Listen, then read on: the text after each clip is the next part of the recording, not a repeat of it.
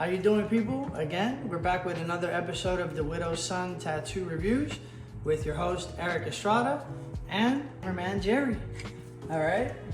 So, today we're going to be talking about the CPTInk new one machine.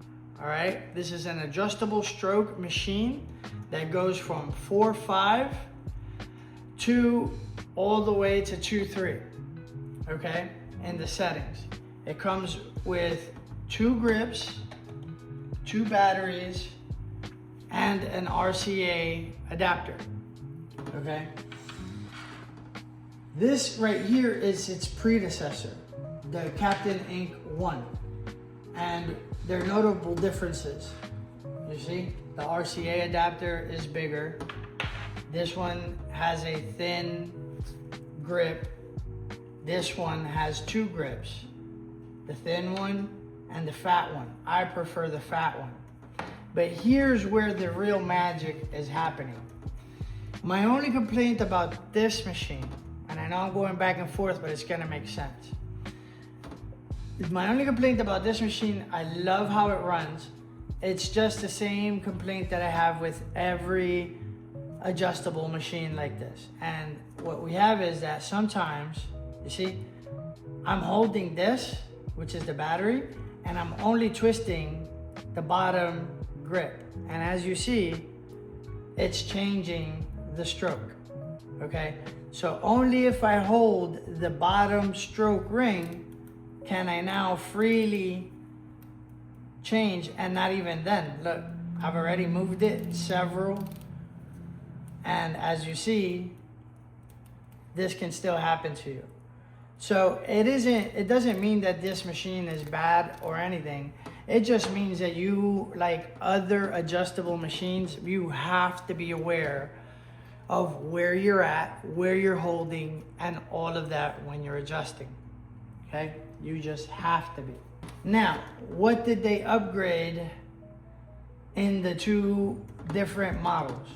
The workability is the same. It still has secant mode, which means liner mode. It still has shader mode, which is obviously shader cuddle packer mode, right?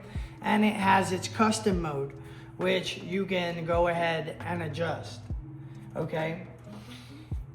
But what changes drastically in this machine, as you notice, look, I could go ahead, hold on here, right? Turn the grip, just like I'm holding on over there, and you barely have movement. What adjusts your machine here is turning the battery, okay? So if I want it at 4.5, I turn the battery where the indicator says 4.5, 4.2, 4.3, wherever I'm going to place it at, right?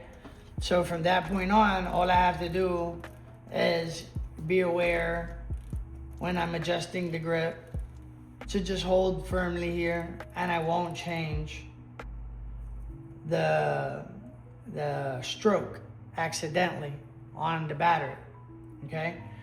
So that is the biggest improvement. It works kind of like an Allen's key, as you see. And when you put it in, you line up the arrow with the little dot right there. It's very small, but it's there, it's present. And that's where you know this is where the stroke is. So right there, I'm at 4.2. If I want to increase it, turn it to 4.5, you know, and the dot is gonna be at 4.5, all right? You could adjust the stroke length on it. The only thing you really have to be aware, in my opinion, is when you swap to the RCA mode. Again, use one of the bearings to line up with your dot, and my suggestion is that you keep it that way, because right now you're not gonna know where the adjustment is. Okay, so I assume it's somewhere around 3/8. And yeah, it was on 3/8, but that's because I already have experience with this machine. Now I pointed this out to my sponsors at CPTInk, and they will be correcting this so that people know what stroke they're on. And I also advised that they put a mark or a notch on this one, just in case people like doing like I do and running a different battery for different features on the machine. Just like any other CPTInk product, they offer free engraving, and there's a nice little engraving that I put on this one. It has the power button on the side and the voltage up and down. So I like it because the power button is the closest one to me, and from here you could change its settings. Like I said, séquence I think is French for line, okay? Shading is American for shading, and custom is again English for custom. So, but séquence is definitely your liner mode, okay? It also gives you voltage, a timer, a battery indicator, whether you have it in soft start or in hard start mode, which is what we call jump start, all right? And it has the hertz and the mode all displayed in the battery. You have 3 modes that you could go to and adjust them. When you turn on this machine, right now we're at 7 volts, but I'm gonna crank it all the way up to 12 where it goes, and I'm bringing my mic next to it. And as you can see or hear, nothing.